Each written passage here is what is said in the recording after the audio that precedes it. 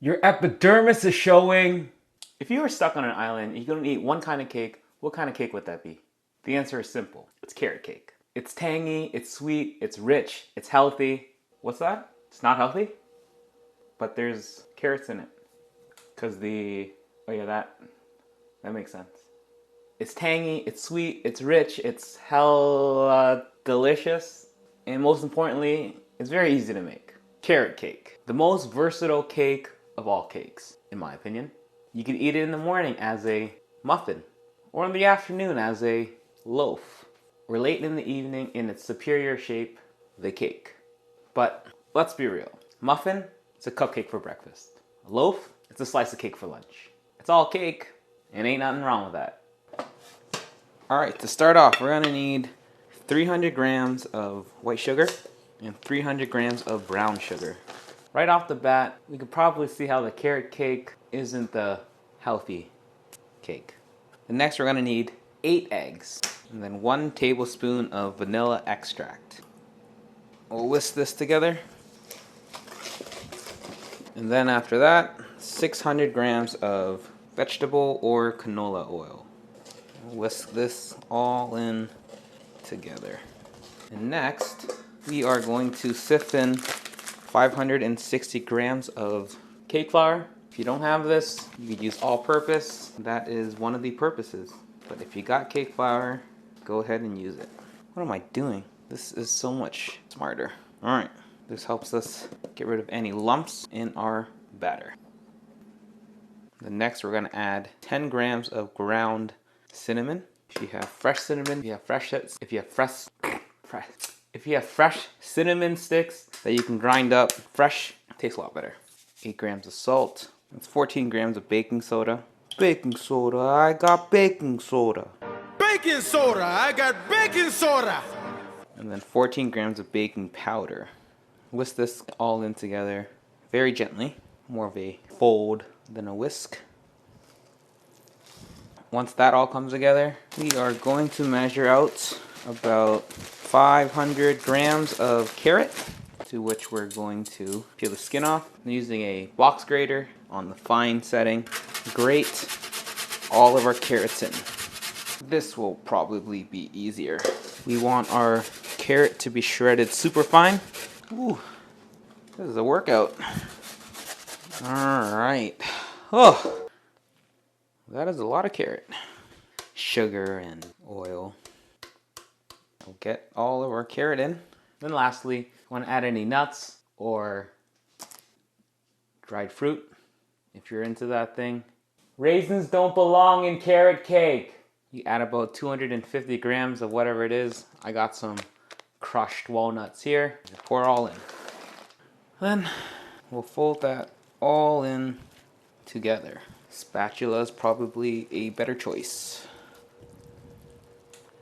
And our batter should look like that, I guess. Very cool. Next, we are going to need 2 9x13 rectangle pans. Ideally, you'd have something like this with flat and straight walls, but I only have one of them. This pan will also work. So how we're going to do this is get some parchment paper. We'll fold it in, trying to keep the creases as well as you can. Like that should be okay. Then we'll spray a little grease. Now this is to make a 13-inch long 4-tier cake, and a rectangle cake is the superior cake shape. But if you want to make a smaller one, you could just half this recipe, use one pan, or use a 9-inch round pan. This is basically 2 9-inch round pans. So we're going to pour this as evenly as possible into each respective pan. And if it's not even, I should have measured this. Oh well, sounds like a problem for future me. I think that was even. And lastly, just gotta... Apparently, this helps knock out any air bubbles. So we have a nice, dense cake. I'm going to throw this in the oven at 350 Fahrenheit from anywhere between 35 to 45 minutes, or until the internal temperature is at least 205 degrees Fahrenheit. So while we wait for our cake to bake, let's elevate our cake game by starting off with making a salty, caramelly, gooey goodness. And if you're nervous about making your own caramel sauce, good, you should be. The margin of error to burn caramel is ever so small. A friend once told me many times. But turn that fear into vigilance. It's really not that bad. I believe in you. In a small pot, we're looking for a 2-to-1 sugar to water ratio. That's 1 cup of sugar here and half a cup of water. This just helps this whole process be a lot easier. So we're gonna get this on medium high. And do not stir this. Let this go at its own pace. If your sugar and water mixture starts to crystallize, your heat is too low, turn up the heat a little bit more. And while we're waiting for our sugar to caramelize, we're gonna heat up, to get it warm, a cup of whipping cream. In some places might call it double cream or heavy cream. 35% fat cream. Warm up the whipping cream and we'll wait for this to come together. Alright, so we're close. This is where caramel gets very scary, very finicky. We could see our caramel is starting to change color, turning to a light amber. What we're looking for is we want this to get to a darker amber. It should happen around 350 Fahrenheit. We are currently at 330, 340, 346. So this happens very fast. You start to see how the color is starting to get dark. When you're at around 350, 360, you're about good. That's the color we're looking for. Take this off the heat. See this beautiful, nice color. And we will add our warm whipping cream. Yeah, that's gonna happen. Let those bubbles die down. Keep mixing, keep stirring. Keep whisking. Then we'll add a teaspoon of vanilla extract. Then to make it a salted caramel, which is the superior of the caramels, 1 teaspoon of kosher salt. So we're going to set this aside, let it cool down, for it is extremely hot. Then we'll pour it into a squeezable bottle of some sort. Alright, so it's been about 40 minutes there. Take a look. We take a check. Our cake is at 206. 206. So our cakes are done. What we're going to do is we're going to get this onto a wire rack of some sort. Hopefully this works. Flip this over. This is dangerous. Maybe not. Alright, let's just get this out. I would like to take this off. I want to flip it. Sounds like a bad idea. At least want the parchment. Oh yeah. Yeah. Before we go cutting in and making our cake, we're gonna need to let this cool off. And while we wait for our cake to cool off, we need a cream cheese frosting. You don't have a carrot cake unless you got cream cheese frosting. So how do we make our cream cheese frosting? Well, we need cream cheese. We'll use the whole block of cream cheese. This is 250 grams of room temperature cream cheese. Next, 60 grams of butter, which is a 1/4 cup of butter, also room temp. And of course, gonna need our whipping attachment. If you got a hand blender, that also works well. Or if you got your own hands, they too work. This makes things a lot easier. Oh yeah, and a couple pinches of salt.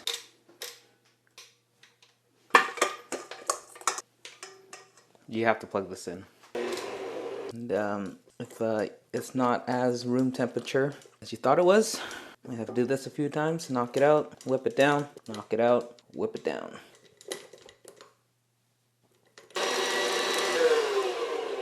Next we'll measure out about 200 grams of icing sugar. Then working in batches, get some sugar in here. Whip it good. Crack that whip. Licorice whip. Stir the pot a little bit. If it looks something like that,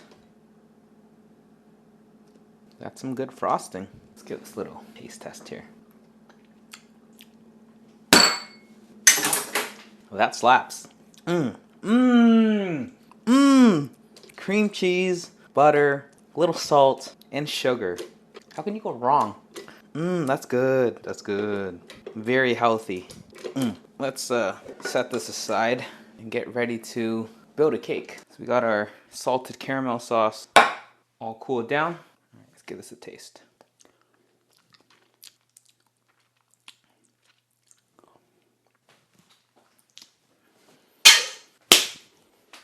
All right, to get this into a squeezable container, you'll need your aforementioned squeezable container. All right, our cakes are cooled down. We're gonna need to level our cakes. If you're a smart man, you probably would have purchased yourself a cake leveler. But if you are someone like myself, who is not so prepared, we're gonna have to figure something out while I wait for my cake leveler to come in via postage. Doing it the old-fashioned way. Now all you need is a guide of some sort. Don't break apart on me. Okay, oh, not bad. Oh no, frick, it cracked. All right, I am going to use this pan as my level. I'm gonna use this knife to help find our level. Oh, I need a serrated knife, don't I? Here's my serrated knife. Not terrible. Not bad. Okay. Put the scrap pieces over here. Hold on, let's just...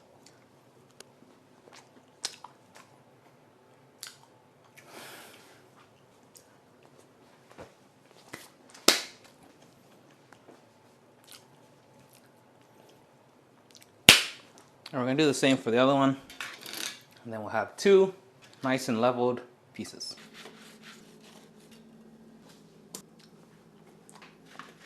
Oh no, west side cake is falling apart. You know, there's a reason why custom cakes cost a lot of money. They're made by people who know what they're doing. I do not. All right, that's what we're gonna do.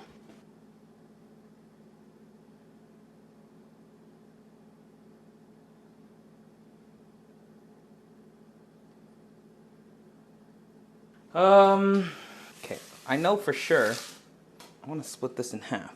I have a long piece here. I know what to do. First, we are going to start off with a smear of frosting. This should help the cake stick. How long is this? Stick to our board, which we are using a cutting board. Ooh, right. Time for rocket surgery. What am I doing here? I'm trying to get this on here. Okay. So far, not catastrophic. Then we're gonna cut this in. That looks like half. Okay. Layer one. If you got an offset spatula, this should work well. Oh no. And if you want to surprise people, check this out. I'm gonna put a little valley. You won't even know what hit them. Okay. Get this one. Yeah? Yeah?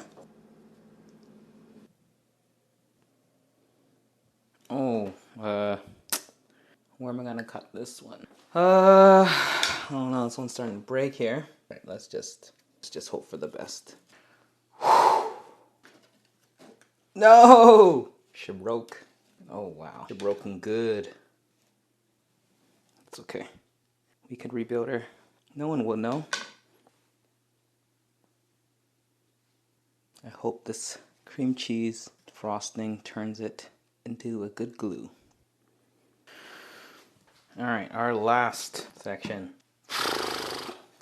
No, no.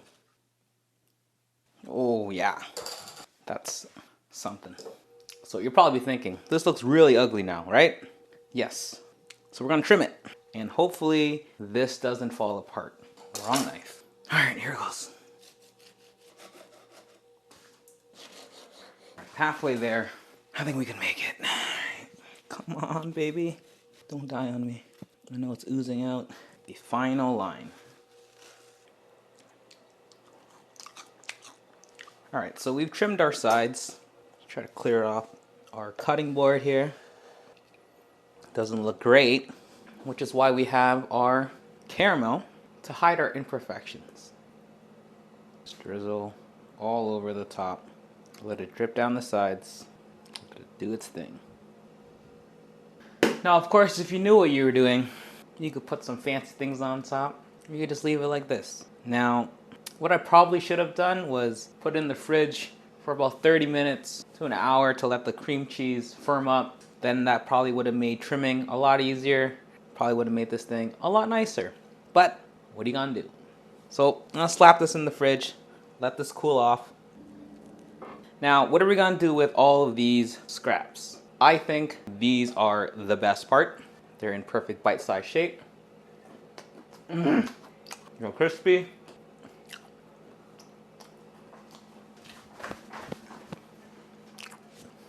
That is good. I think that's better than the actual cake. She don't look pretty. The nice crispy ends of our cake and a little bit of everything. What are you gonna do with this? Find yourself a container. Grab some of your bits and bobs. There's already cream cheese on your pieces. It's all good. It's no cream cheese frosting. Get some of the leftovers. Pour this in a container. A nice drizzle. This is the real cake. I don't even know why go through that trouble making it all pretty. This is cake. Alright, so that's it. You know, you can make this cake into whatever shape or form you want. You want cupcakes, a muffin, a loaf. Doesn't matter what the shape is, because what matters is here. Or just cut it up and put it in a bowl. No one will know you're having this for dinner. Garbage cake is best cake.